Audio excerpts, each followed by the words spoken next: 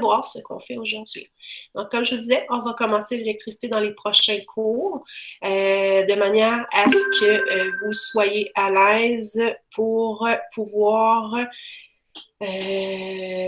fonctionner au cégep pour ceux qui sont en ST. Et dans la vie courante pour ceux qui sont en ST. Puis STE, on fera peut-être des bonifications là, pour les notions qui vous manqueront par rapport au ST. Alors, j'y vais avec mon écran. On partage ça. On regarde la révision ensemble. Le premier numéro, donc numéro 36 aujourd'hui, donc chapitre 6 et 7, lithosphère, hydrosphère, atmosphère. Donc, on regarde ça. On vous dit numéro 36 au Québec, c'est toute la région du Nunavik qui repose sur le pergélisol. Sa densité varie de plusieurs centaines de mètres à quelques centimètres. La limite nordique de la zone forestière se situe près de Umiwajak. Oh boy, oubliez mon accent. Sur la côte est de la baie du Thon et le pergélisol québécois s'est formé principalement dans le roc. Il y a un groupe d'experts qui regardent tout ça et se rend compte que le pergélisol de l'Arctique réchauffe en raison de 3 degrés par année. Définit ce qu'est le pergélisol. Le pergélisol, vous le savez, vous êtes capable de répondre à ça de façon facile. C'est un sol gelé en permanence depuis plus de 2 ans. Nomme et explique 2 conséquences du dégel du pergélisol, de la forme du pergélisol. Donc, les 2 conséquences, on en a vu 3. Donc, libération de méthane. On a vu les glissements de terrain. Et le dernier, le bris d'infrastructure, donc les maisons, les routes, etc. Infrastructure. Voilà. Donc, je vous ai mis les 3 et pas seulement 2. Voilà pour le numéro 36. Numéro 37. Une centrale à charbon produit de l'électricité en utilisant de la chaleur générée par la combustion du charbon. Le charbon est un combustible fossile, résultat de la transformation de forêts qui sont enfouies dans le sol depuis des millions d'années. Sous l'effet de la pression et de la température, il y a eu décomposition et transformation. Comment produit-on l'électricité à partir de charbon? Donc, on va prendre le charbon, le faire brûler, ça va faire chauffer de l'eau. La vapeur d'eau au-dessus va venir faire tourner la turbine, qui va faire venir tourner l'alternateur et qui va produire de l'électricité. Donc, c'est toujours le même principe, c'est toujours la turbine qui tourne, qui entraîne l'alternateur, mais c'est comment on va faire tourner la turbine. Donc, dans ce cas-ci, c'est avec l'eau qui s'est réchauffée, la vapeur d'eau qui vient la pousser. Nomme et explique 2 conséquences de l'utilisation du charbon pour produire l'électricité. Gaz à effet de serre qui sont produits. À part ça, gaz à effet de serre produit. D'autres conséquences? C'est une énergie non renouvelable. On serait 2. Donc, lorsqu'il n'y en aura plus, il n'y en aura plus. Puis là, je ne sais pas pourquoi j'ai une toute petite écriture tout d'un coup. Donc, non renouvelable. L'hydrosphère, donc on est dans les bassins versants. Parmi les énoncés, lequel définit le mieux un bassin versant?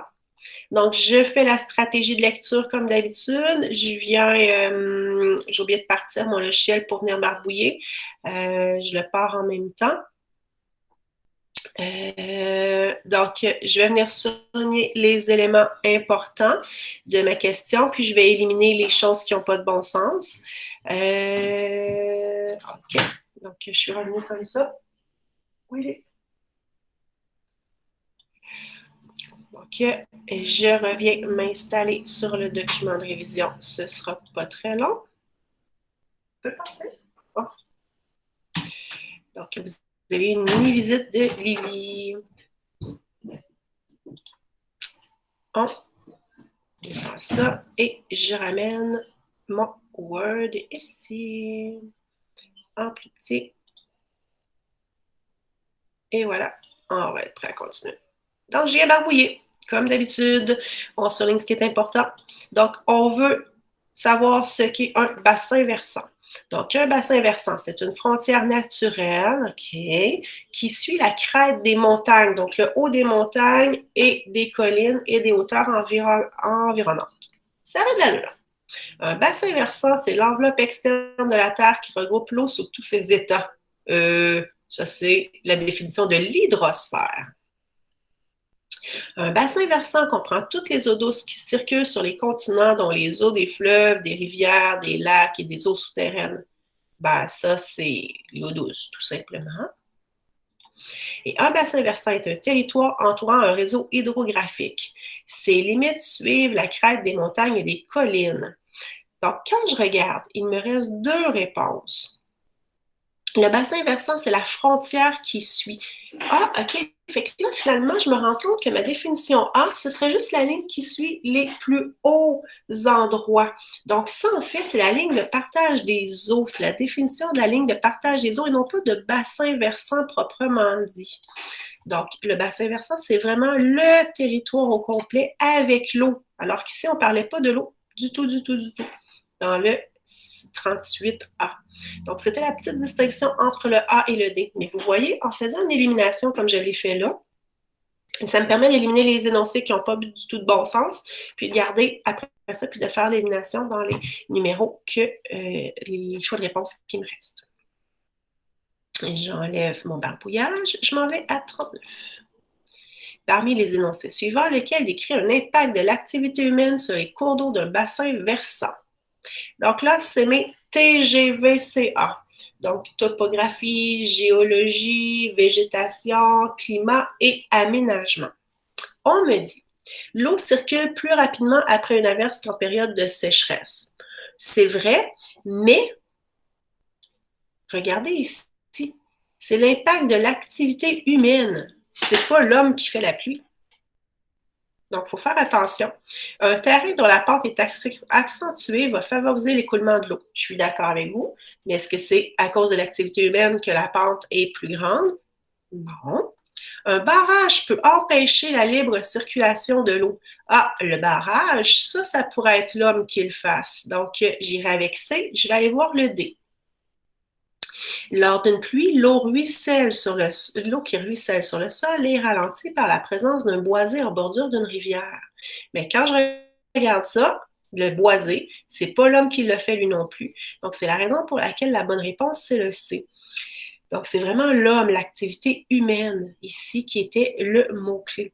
Donc, il faut vraiment faire attention parce que quelqu'un qui avait lu simplement lequel énoncé est vrai, ben, il est venu mettre A comme bonne réponse puis il n'a pas rien vu du reste. Donc, il faut vraiment bien lire tous nos énoncés. On est encore dans notre chapitre 6 avec, on s'en va dans un nouveau sujet, la circulation océanique. Est-ce qu'il y en a qui ont des questions jusque-là? Je ne sais pas s'il faut que je remette mon affichage de Meet, par exemple, pour les voir. Est-ce qu'il y en a qui ont des questions? Si je vous remets ça là. Y a-t-il des petites mains qui lèvent? Non? Antonia, ça va? Antonia, mon Dieu, c'est la première fois que je t'appelle comme ça, Sophia. Donc, Sophia, ça va? Josiane, ça va? OK. Oui, Antonia. Antonia, bon, je t'appelle comme ça. C'est plus drôle. Tu as complètement changé de nom tout d'un coup. Léa, ça va? Parfait. OK. Donc, si j'ai pas de petites mains qui lèvent, là, nos petits oups, comme ça, on sait que tout est beau. Parfait. Donc, oui. Donc, je l'enlève. C'est cute. C'est fait. Au cas où quelqu'un se serait joint depuis tantôt, je vais juste reprendre mon écran. Allez, allez, allez. Je sais que je suis en train de présenter. Voilà. OK. On est reparti. Donc, on s'en va sur la circulation océanique. Décrit les facteurs qui influencent. Oh, il y a une petite affaire ici. On enlèverait le lait. La circulation océanique des courants en profondeur. Mon Dieu, en profondeur. Dans les profondeurs. C'est vraiment pour ça qu'il y a un X là. Je ne l'ai pas vu passer. Donc, en profondeur, c'est deux choses, la température et la salinité. Donc, rappelez-vous, c'est vraiment ce que je vous avais montré. Et ça, je vous le montrais beaucoup en début d'année là, avec mes aquariums.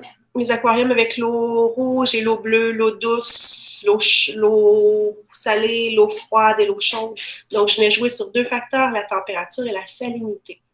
Décrit les facteurs qui influencent les courants de surface.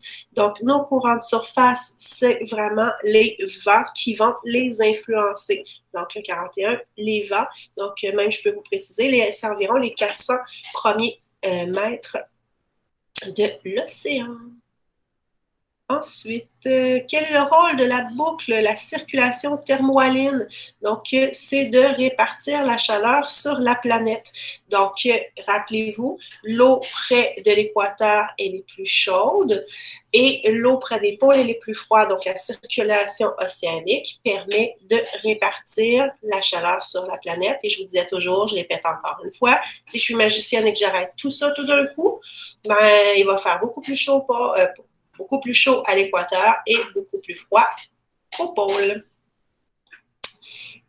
43. Associe chacune des descriptions suivantes à banquise et ou glacier. Il ne flotte pas sur l'eau, il repose sur la terre. C'est le glacier. Il donne naissance. Qu'est-ce qui donne naissance au iceberg? Qu'est-ce qui donne naissance au iceberg? Donc, ici, une masse de glace qui se détache et qui se promène. J'ai toujours un blanc de mémoire avec celui-là. Je vais vous dire ici, j'ai glacier dans mon corrigé. Je vais vous dire une chose, je ne vous poserai jamais cette question-là. Pour moi, c'est un détail. Et comme vous voyez, je vous l'ai toujours dit, que j'ai toujours un petit hic à me rappeler. Je ne vous le pose pas comme question. Donc, selon notre corrigé, c'est notre glacier. Couche superficielle de l'eau qui gèle près des continents situés près des pôles. Donc, quand c'est notre eau qui gèle à la surface de l'eau, c'est notre banquise. Plaque de glace qui flotte sur les océans près des pôles, c'est notre banquise. Il renferme 79% de l'eau douce sur la planète. Ce sont nos glaciers, notre neige qui s'est glacifiée. En fondant, le niveau de l'eau augmenterait, donc c'est notre glacier, puisque ce serait de la nouvelle eau qui irait dans l'océan et qui ferait monter le niveau de l'océan. Et là, je me rends compte que je vous fais plein de signes, vous ne les voyez pas. Par contre, je me suis rendu compte que je bougeais énormément, même assise sur une chaise, puis que je tournais la chaise et tout. Si vous regardez sur YouTube la vidéo, vous avez le bonheur de voir toutes les simagrées que je peux faire en même temps pendant le cours.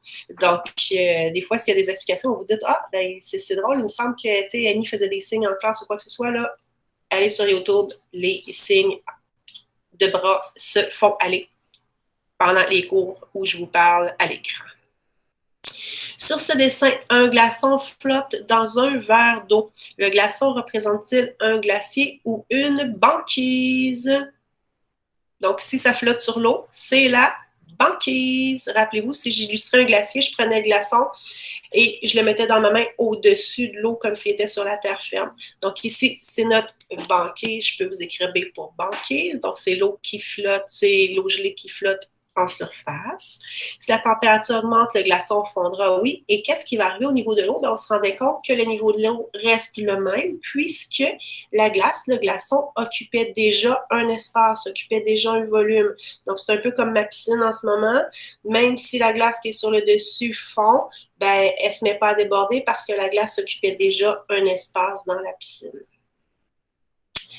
45. Ton oncle Léopold est directeur du service des voies maritimes au nord du Canada et il se dit réjoui de la fonte de la banquise. Donc, il est réjoui, monsieur Léopold. Quel est l'avantage économique pour son entreprise? Donc, comme il utilise les voies maritimes, comme il navigue en bateau, comme la banquise fond, ça va lui permettre de passer, d'avoir davantage de passages possibles. Donc, lui, il va pouvoir voguer à plus d'endroits puisque les glaces vont être fondues. Après Léopold, vous parlez à Monique. Donc, 46, ta tante Monique se préoccupe plutôt des répercussions environnementales sur la fonte des glaciers. Elle a observé plusieurs images satellites montrant que l'épaisseur des glaciers diminue. Quel effet cela aura-t-il sur le niveau des mers? Donc, comme c'est de la nouvelle eau dans le sens où ce n'est pas de l'eau qui se trouve déjà sur la mer, sur l'océan, c'est de l'eau qui se trouve sur le continent.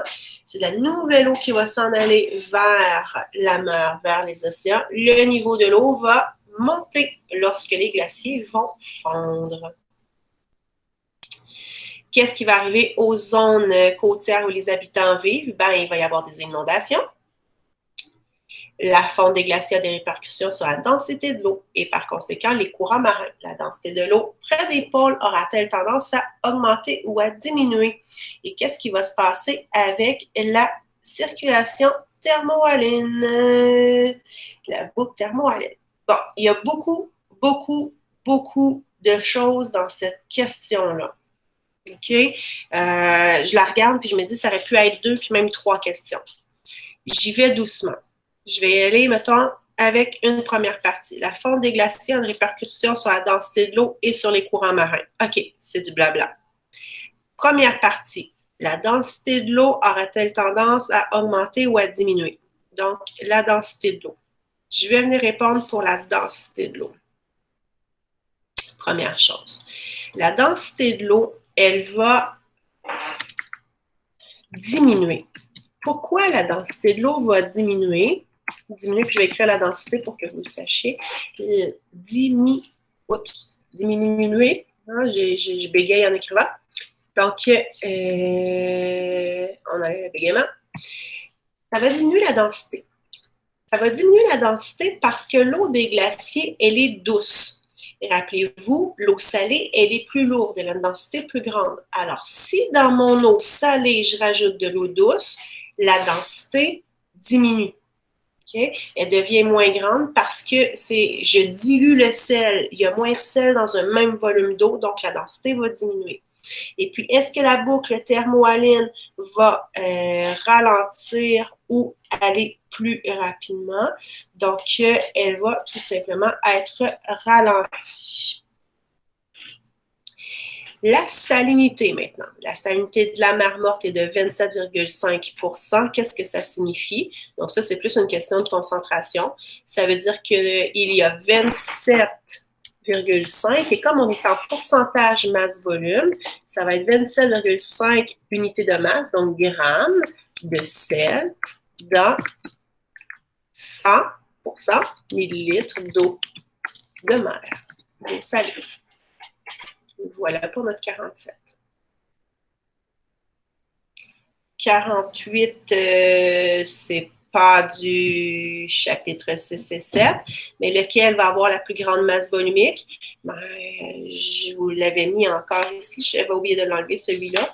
Ben, notre plus grande masse volumique, si je prends mon corrigé vite, j'ai B et C. Ben, en fait, ce qu'on a à faire, je vais vous faire un exemple. Je rebranche la tablette.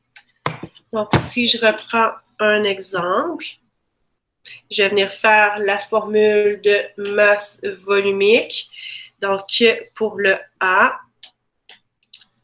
j'essaie juste de me placer. Donc, pour le A, la formule de masse volumique, donc c'est ρ, est égale à masse divisée par volume.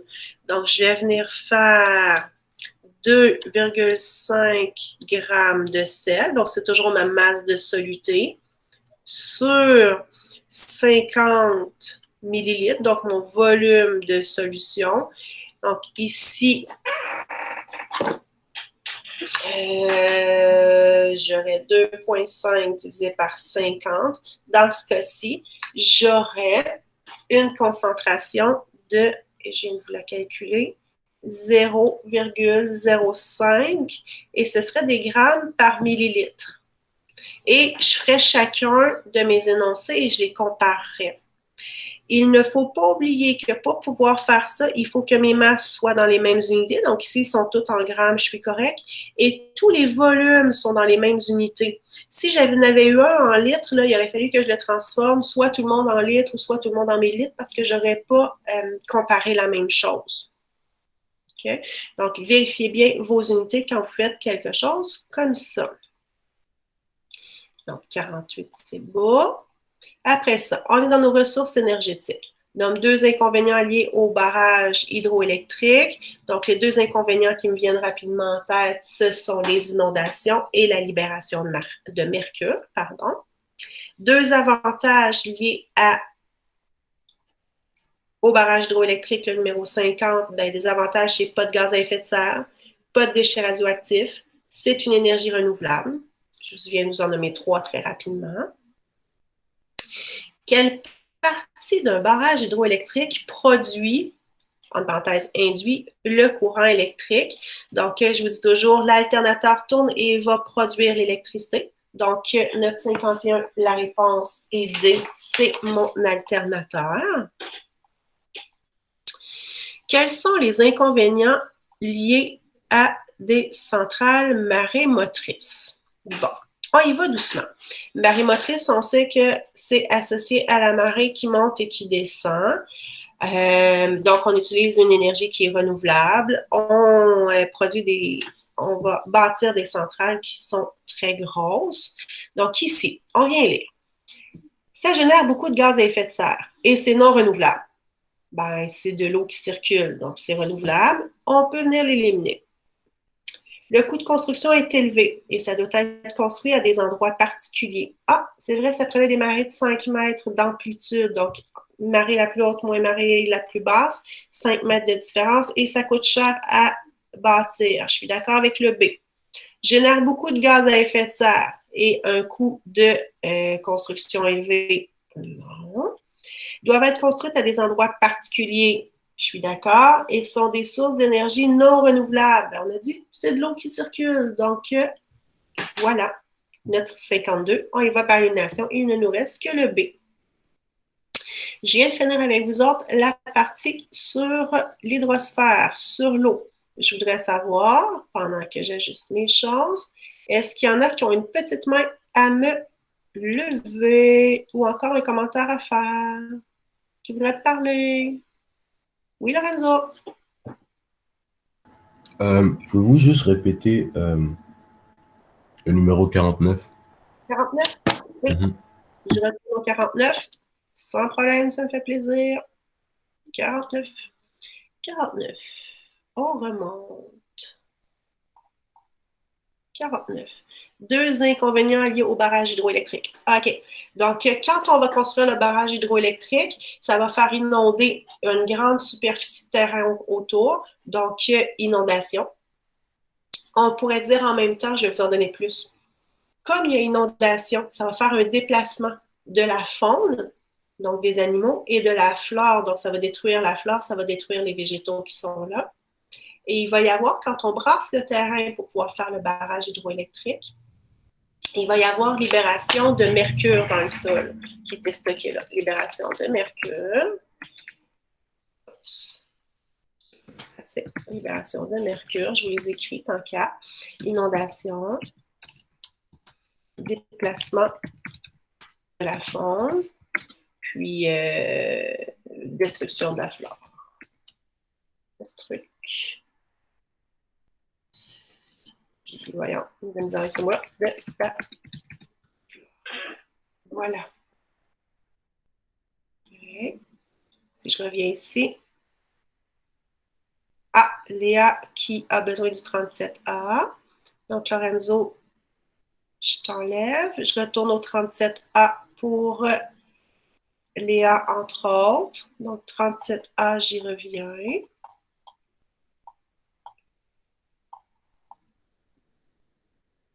OK. Donc, comment on produit l'électricité à partir du charbon?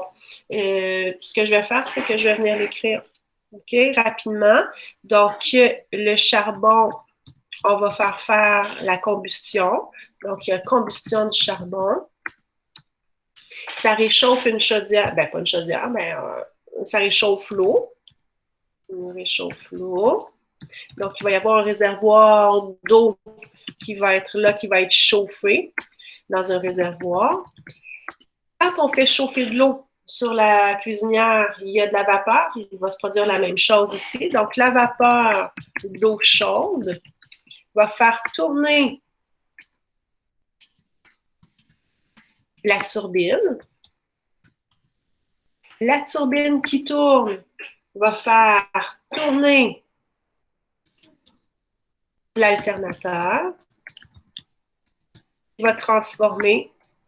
Donc, l'alternateur transforme le mouvement, donc la rotation, MVT pour mouvement, en électricité.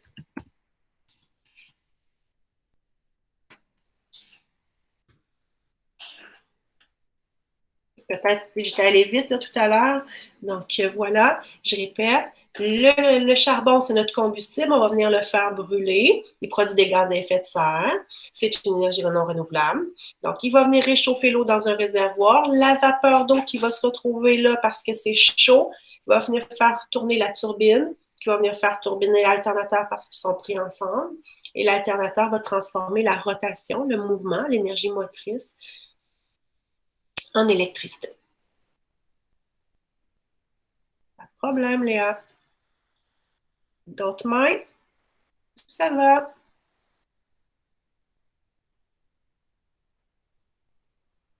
Parfait. On continue. On lâche pas. Ça va bien. On était rendu. Excusez, je vous ai tourné un petit peu.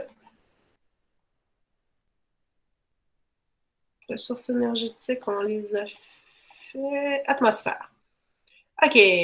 Qu'est-ce que l'effet de serre?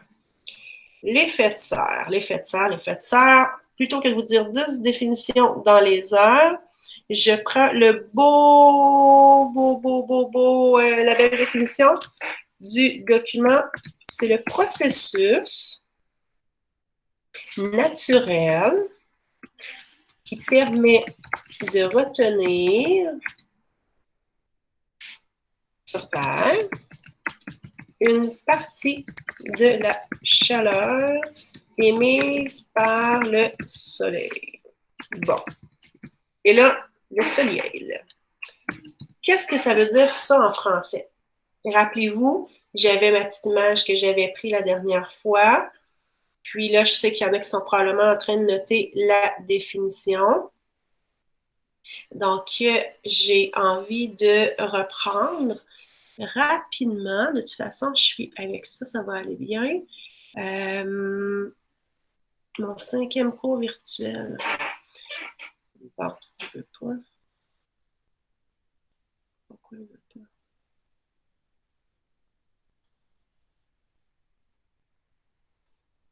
Ah, j'ai fait du ménage. Je vais juste reprendre mon image. Je trouve qu'avec l'image, ça va super bien pour le revoir. Ok. Je l'ai-tu lancé là? Vous voyez que je suis due pour un petit ménage dans mon fichier pour vous autres.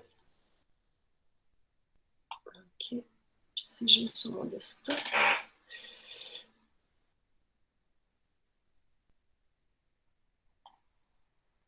Bon, ben, on va simplifier la chose. On ne cherchera pas pendant 5 minutes.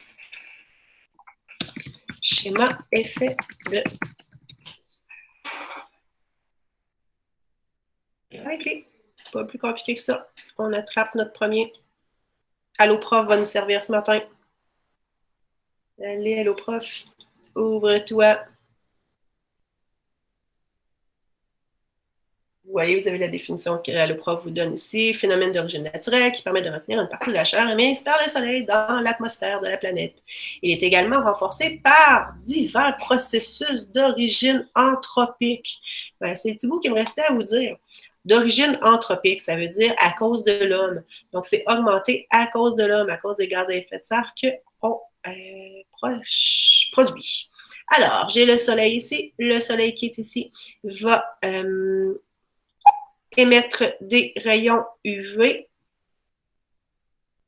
Donc, les rayons UV s'en viennent ici. Une partie vont rebondir sur l'atmosphère, une partie entre, vient réchauffer la planète. La planète va relaisser partir cette énergie-là. Et cette énergie-là, maintenant, ce ne sera pas des rayons UV. Hein. Vous ne prenez pas un coup de soleil quand vous regardez la planète qui est réchauffée ou un mur qui est chaud. Ça va être des infrarouges. Donc, les infrarouges repartent ici. Il y en a une petite partie qui peut passer et une petite partie qui revient. Si je rajoute plein de gaz à effet de serre, la partie ici qui peut ressortir est de plus en plus petite et la chaleur qui revient vers la planète de plus en plus grande.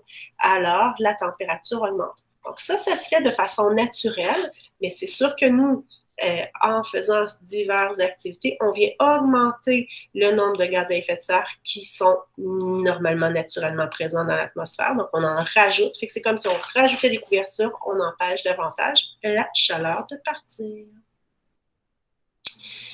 Voilà. Donc, tout ça pour l'effet de serre.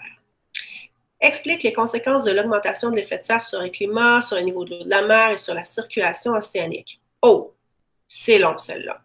OK, j'aurais pu vous mettre beaucoup plus que 2 lignes. Si je ne veux pas tout vous redire et surtout taper dans vos oreilles, ce que j'ai envie de faire, est-ce que je l'ai gardé? Ce que je vais faire, je vais ouvrir mon corrigé de révision, puis je vais venir le lire avec vous. Vous allez pouvoir le voir à l'écran, puis au lieu de perdre le temps de le lire, de l'écrire, ben, je vais pouvoir vous le lire tout simplement, puis rajouter des choses. Parce qu'il y a beaucoup de données dans cette réponse-là. Donc, on dit que le climat va être bouleversé. Il y a des augmentations de température. Donc, s'il y a augmentation de température, qu'est-ce que ça entraîne? Si augmentation de température, ça entraîne que les glaciers, la banquise vont fondre.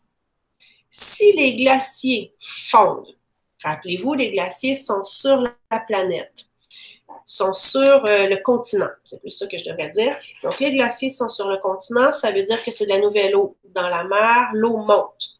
Donc, on vient de régler le niveau d'océan augmente. On dit ici, même que je vais vous en rajouter. Ouais, je vais rajouter une petite affaire. La banquise fond, elle aussi. Donc, ça rajoute de l'eau qui est moins dense, qui est moins salée. Donc, il y a de l'eau moins salée qui se rajoute dans l'océan. L'eau de l'océan devient donc moins dense, moins salée, et va moins couler en profondeur parce qu'elle est moins lourde. La circulation océanique est donc modifiée. Il y a des différences sur le climat de la planète. Il y a aussi ceci. Comme il y a moins d'eau gelée, okay, les rayons du soleil sont davantage absorbés par le sol au lieu d'être réfléchis par la glace et par la neige. Ça va entraîner une hausse des températures. Je reprends ce bout-là tranquillement. Okay? Puis j'ai même envie de faire ça comme ça, de vous ramener ça ici. OK, ben vous allez me voir. Donc, regardez bien. J'ai une surface normalement qui est gelée en hiver, ou la banquise qui est gelée.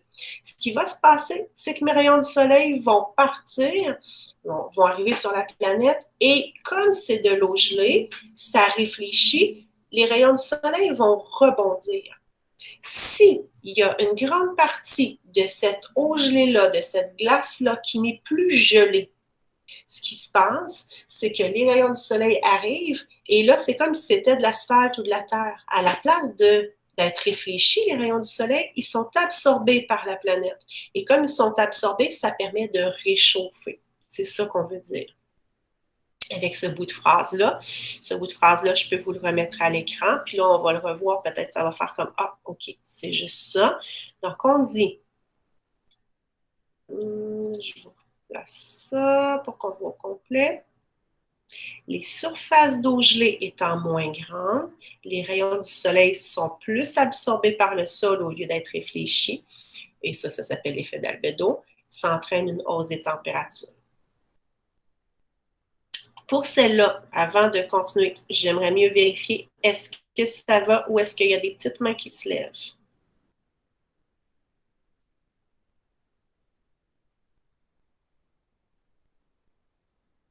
Kevin, Hugo. OK, donc c'était clair. Si je vois les petits pouces qui lèvent, Gabriel, si je vois les petits pouces qui lèvent, on est correct. Parfait. On continue. Je trouve ça plus fun avec les petits pouces. Au moins, j'ai une petite interaction avec vous autres, mais si vous ne parlez pas trop. OK. On repart avec mon Word. Je ne veux pas m'en corriger. Je veux ici. Les ressources énergétiques liées à l'atmosphère. 2 avantages liés aux éoliennes. Ben, il n'y a pas de gaz à effet de serre, donc pas de GES. Je suis en train de vous mettre ça tout ensemble. Pas de GES. À part ça, c'est une énergie renouvelable. Je vais juste vous écrire renou. OK. Les inconvénients maintenant. Bon, il y en a qui parlaient de bruit. La pollution visuelle, c'est gros, c'est pas beau. Moi, je trouve ça pas super, mais peut-être que si c'est à côté de chez nous, j'aimerais pas ça. Pollution visuelle.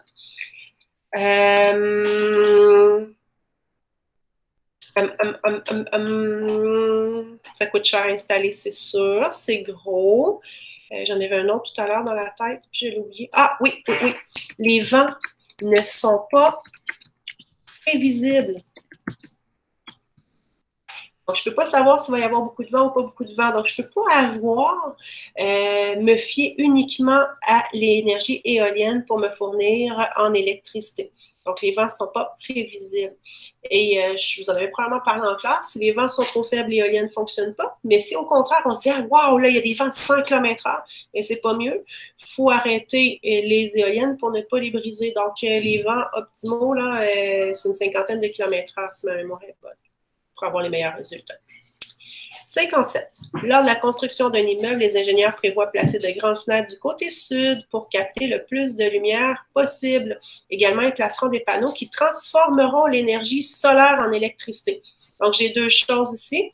Je veux absorber les rayons du soleil qui sont là de façon naturelle. Donc, ça va être un système chauffage passif. Je n'ai pas besoin de rien installer. Et l'autre chose, j'ai mes panneaux qui vont permettre de transformer ça en électricité. Ah, voilà, je me disais que ça ne marchait pas. Donc, si j'ai mes panneaux qui transforment l'énergie solaire en électricité, ce sont les cellules photovoltaïques. Donc, si je me souviens juste d'un des deux, si je suis une élève, là, puis j'ai un blanc de mémoire, je vais faire cancel, j'ai un blanc de mémoire. Ben, puis moi, je me souviens là, que, tiens, les grandes fenêtres, là, c'est le chauffage passif.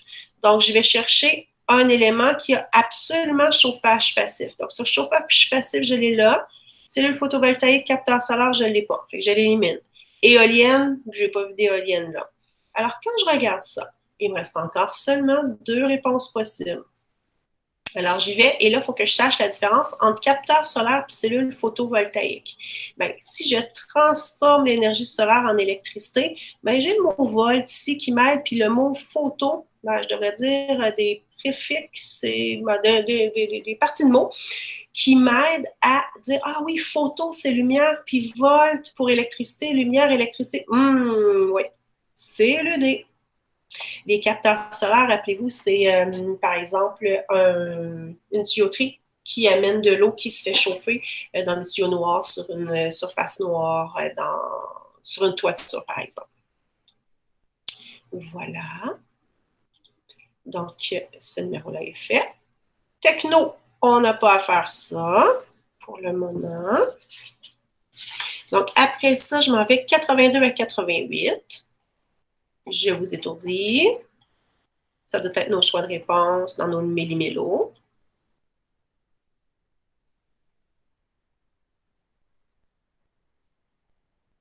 J'y arrive. Voilà. Parmi les énoncés suivants, lequel n'est pas une conséquence du dégel du pergélisol? Donc là, on est dans notre pergélisol. Tenez, on va l'avoir tout sur une page, ça va être plus beau. Ben, moi, je me souviens qu'il y a les glissements de terrain. OK, il est là. L'instabilité des bâtiments, ben, les infrastructures, d'accord, ça a de l'allure. Végétation, ben, on en a plus ou moins parlé. Puis libération de gaz à effet de serre, je suis d'accord. Puis ici, regardez, en plus, on dit diminution de la végétation. Oh, un peu. Je suis en train de dire que le pergélisol, le sol dégèle, puis j'aurais moins de végétation. C'est plutôt le contraire. Donc, si on m'avait mis ici augmentation de la végétation, j'aurais dit, ah oui, c'est bon. Mais ici, ça ne fonctionne pas. Ce n'est pas une conséquence du dégel du pergélisol. Plutôt que faire un X, j'aurais dû dire, je l'encercle, c'est celle-là la bonne réponse. 83, qui touche chapitres 6 et 7 en même temps. Voici différents types de centrales. Okay. Éolienne, géothermique, hydraulique et marémotrice. Quelle affirmation est vraie concernant tous ces types de centrales? Éolienne, géothermique. Donc, éolienne utilise le vent. Moi, je serais du style à barbouiller ici. Je serais du style à barbouiller comme élève, là, je m'écrirais ceci. Donc, je le fais comme si j'étais une élève. Je prépare ma tablette. Je vais venir prendre mon crayon. Donc, éolienne. Éolienne, j'utilise... Bon, c'est pas génial aujourd'hui. J'utilise le vent. Géothermique, j'utilise la chaleur du sol. OK. Hydroélectricité, j'utilise l'eau avec des barrages. Et marée motrice, j'utilise l'eau de ma marée qui monte et qui descend. Ici, on dit, je veux l'énoncé qui est vrai pour tous les types de centrales. Elles produisent peu de polluants atmosphériques. Je serais pas mal d'accord avec ça, je le garde. Elles peuvent être installées partout au Québec. Ça prend des endroits avec du vent, de la chaleur, OK. Beaucoup d'eau et marée motrice. Oh, on a dit marée motrice, là, il n'y avait vraiment pas beaucoup d'endroits. Donc, c'est sûr que c'est pas ça. Puis hydroélectrique, là, j'aurais de la misère à mettre ça dans Québec ou dans Montréal. Elles ont toute l'eau comme source d'énergie primaire. Ben ici, ça va bien avec ce que j'ai fait. Le vent, la chaleur, donc ça ne marche pas la Terre. Elles utilisent des ressources énergétiques non renouvelables. Bien, le vent, la chaleur et l'eau, ce sont toutes des énergies qui sont renouvelables. Donc, on enlève le D. Quel est le rôle de la boucle thermohaline? Donc, le rôle de la boucle thermohaline ici, uniformiser le pH des océans, non. Transporter la chaleur de l'équateur vers les pôles, wow, c'est ça qu'on a toujours dit en classe, mais je vais aller voir le reste. Capter le CO2 atmosphérique, non. Puis assurer le cycle des marées, ben, c'est la Lune qui fait ça. Donc, c'est mon B. 85. Oh, je viens de comprendre tantôt. 85. Ce petit schéma-là. Probablement qu'en bougeant les choses. Ah, bouger. Je vous le mets ici. On va être capable de le voir. OK. On vous dit. Une entreprise envisage de construire une usine marquée par un X sur la carte. Donc, ça doit être le U. J'étais dans la Lune. Les habitants de la ville... Les habitants des villes 1, 2, 3, 4 s'inquiètent pour la qualité de leur eau. Quelle ville a raison de s'inquiéter? Bon, ben là, si je reprends, je vais prendre ma petite flèche, je suis correcte. Donc, ici, là, il y a là, le déversement. Tout ce qui est en amont, donc plus haut, ne pourra pas être touché. Donc, la 2 ne sera pas touchée, il faudrait que l'eau remonte. La 1 ne sera pas touchée, il ne faudrait pas que ça remonte. La 3 ici, elle se retrouve sur le chemin de l'eau. La 3, c'est dangereux. Et quand je suis l'eau, comment elle s'en va? L'eau va s'en aller comme ça. Pour toucher la ville 4, ben, il faudrait que l'eau remonte. Alors, la 4 ne sera pas touchée. Il va donc y avoir seulement la ville 3 qui va être touchée.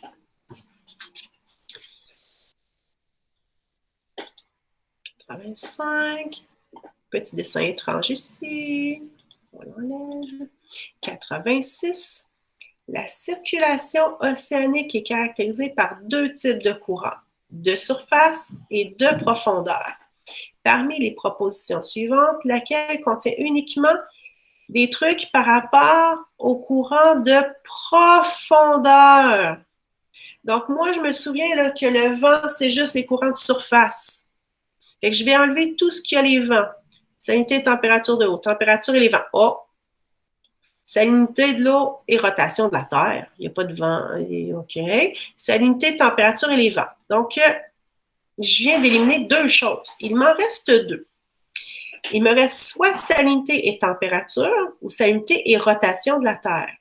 Ben, c'est ma salinité et la température de l'eau.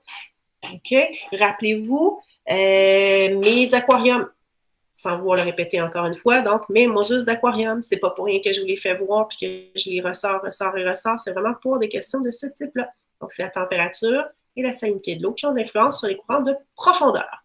En surface, surtout mes vents. 87, l'effet de serre. L'effet de serre, quel schéma est correct pour l'effet de serre? Donc, je dois avoir une quantité de rayons qui arrivent et qui rebondissent. OK. Oups, ici, ils passent toutes. Donc, comme ils passent toutes, je les enlèverai. Ici, ils passent toutes, je les enlèverai. Donc, il me reste ces deux-là. Ici, il y a une partie qui part, donc ça repart. Et là, quand je compare les deux schémas ici, la différence, c'est cette flèche-là. Il faut que je me souvienne qu'il y a une partie des rayons des rayons infrarouges, qui peuvent partir. Sinon, ben, on serait dans un V-four. Alors, ma bonne réponse, c'est la A. La C ici, il manque une petite flèche ici pour dire qu'il y en a une partie qui réussit à passer à travers. Donc, j'élimine la C. 88, c'est ma définition proprement dite de ce que je vois de l'effet de serre. Je vous fais un petit ménage. Qu'est-ce que l'effet de serre? Processus naturel qui permet de retenir sur la planète une partie de la chaleur émise par le Soleil grâce aux gaz à effet de serre, comme le gaz carbonique. OK, ça a de l'allure. Processus naturel qui entraîne une hausse très rapide de la température moyenne à cause de l'augmentation des gaz à effet de serre produits par l'humain. Oh, il me manque le petit bout de naturel ici. Des grandes étendues atmosphériques dont la température et l'humidité sont homogènes. Ça, c'est pas ça du tout, mais pas du tout. Ici, ce serait une masse d'air. Et finalement, variation des températures entraînant un mouvement de convection de l'air, donc des phénomènes météo particuliers. Non. Donc, 88, la bonne réponse était A. Finalement, je pense qu'il me reste 90. Donc, petit numéro 90, on y va. OK, ça a tout... j'ai trop joué sur la mise en page. OK, on y va. 90. On va envoyer ça. Voilà, comme ça. Notre dernier numéro de la journée. La salinité moyenne d'un océan est de 35 grammes par litre, mais elle peut varier d'une zone à l'autre selon certaines conditions. Le tableau ci-dessous présente des observations sur 4 zones d'un océan. La zone 1 reçoit de l'eau provenant de la fonte d'un glacier. Donc, un glacier laisse de l'eau s'écouler, ça va ramener de l'eau douce, la salinité va diminuer. Moi, c'est ce que je vois vite. Ça, là, j'écris avec la souris, c'est pas génial. Salinité. Ensuite, je vais reprendre le crayon, puis ça va être plus winner. La zone 2 décrit un climat tropical où il y a des vents qui balaient la surface. Donc, s'il y a beaucoup de vent, ça augmente l'évaporation. Pensez à mon verre de jus que je laisse dehors ou mon verre d'eau salée que je laisse dehors l'été. L'eau va s'évaporer et ça va augmenter la salinité. Donc, si je goûte à cette eau-là, elle va être de plus en plus salée. La zone 3 subit une grande perte d'eau par évaporation. Ben, c'est ce que je viens d'expliquer. Les vents ou l'évaporation. S'il y a des vents, donc ça cause beaucoup d'évaporation. C'est conséquent. Et ici, la zone 4, dont le climat est arctique, où il se forme la banquise. Donc, quand il y a la banquise qui se forme, rappelez-vous, le sel, je dessinais ça comme ça, le sel retournait dans l'eau. Plutôt que dans la banquise. Puis, si le sel retourne dans l'eau, ben, l'eau devient plus salée. Donc, dans ce cas-ci, dans le fond, l'eau en profondeur, l'eau va être plus salée. On vous dit quelle zone de cet océan présenterait la plus faible salinité. Ben, avec ce que je viens de faire avec vous, on vient de répondre. C'est notre zone 1. Voilà pour ça. Maintenant, je reviens avec vous. Comme ça.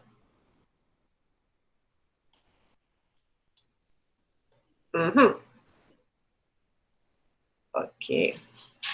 Ah, j'ai juste à faire ça comme ça. On y va. J'arrête ça.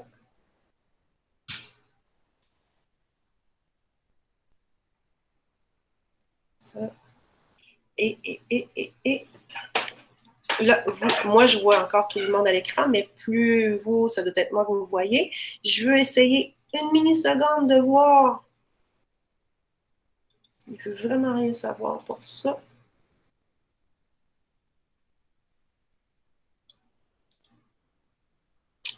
OK. Bon. J'enlève le paperboard qui était là. OK. Et là, j'essaie de voir si mon truc de présence peut fonctionner. Je vais aller voir après. On oublie ça. Je ne vais pas vous faire jouer avec ça. OK. Alors voilà, on a fait le tour pour aujourd'hui des différents numéros qu'on devait corriger. Et j'aimerais ça que s'il y en a qui ont des questions, vous me fassiez une petite main levée ou un petit...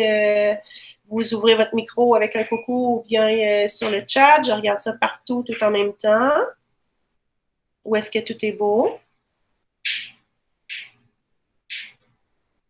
Ça a l'air correct. OK. Ah, OK. Parfait. OK. Donc, j'ai les petits pouces. Oh, wow! Cute! J'aime ça, les petits pouces. Parfait. Fait que si tout ça, c'est beau. Là, en ce moment, on a terminé notre révision, c'est-à-dire tous les numéros qu'on pouvait faire par rapport à ce qu'on a vu durant l'année. Fait que ce que je vous suggère pendant les prochaines semaines, ça va vraiment être l'électricité, les branchements, sauf que là, moi, ça va être vraiment une autre façon de fonctionner pour moi. Les capsules, il y en a qui vont vraiment falloir que je filme pour que vous puissiez voir le matériel, comment on fait les branchements et tout. Il va peut-être y avoir 3-4 petites capsules là-dessus, 5, je ne sais pas, on va voir. Puis, je vais vous faire comme un mix des deux, c'est-à-dire un hybride avec des cours en ligne pour pouvoir vous aider à faire des numéros. Puis là, je suis en train de... J'ai réfléchi cette nuit, j'ai eu un flash sur comment je peux avoir un grand tableau blanc à la maison. Je vérifie si on est capable, puis j'aurai un super tableau pour pouvoir faire des problèmes à l'écran. Ça permettrait de faire des problèmes en électricité. Et que ce serait pas mal ce qu'on ferait pour arriver tranquillement pas vite à la fin de l'année, puis que vous ayez vu les notions qui peuvent être préalables à ce qui s'en vient pour vous autres tranquillement, parce que l'année prochaine, ben, c'est vraiment 5. Vous êtes les grands de l'école. Fait que voilà. Fait que si vous n'avez pas de questions, si tout est beau, si tout est sous contrôle, moi, je vous dirais à la semaine prochaine. Je vais vous envoyer, comme d'habitude, par courriel, le petit lien ou les petites capsules. Je vais vous envoyer un mot là, pour vous dire comment je vais fonctionner pour la semaine prochaine. Puis au pire, je ferai un petit rendez-vous en ligne comme ça pour voir si tout va bien, si tout est correct, puis que vous voir si vous avez des questions à poser en fonction de la matière. Puis je vais réfléchir à tout ça là, pour faire un petit plan de travail sur comment on va fonctionner pour le reste. Et voilà, ce serait tout pour aujourd'hui. Ça vous va? Ouais. Parfait. Je vous dis bonne semaine, soyez sages. Bonne semaine. Bonne semaine, madame. Bonne journée. Bonne journée. Merci. Bonne journée, merci, bonne journée. Bonne journée. Bye bye, soyez sages.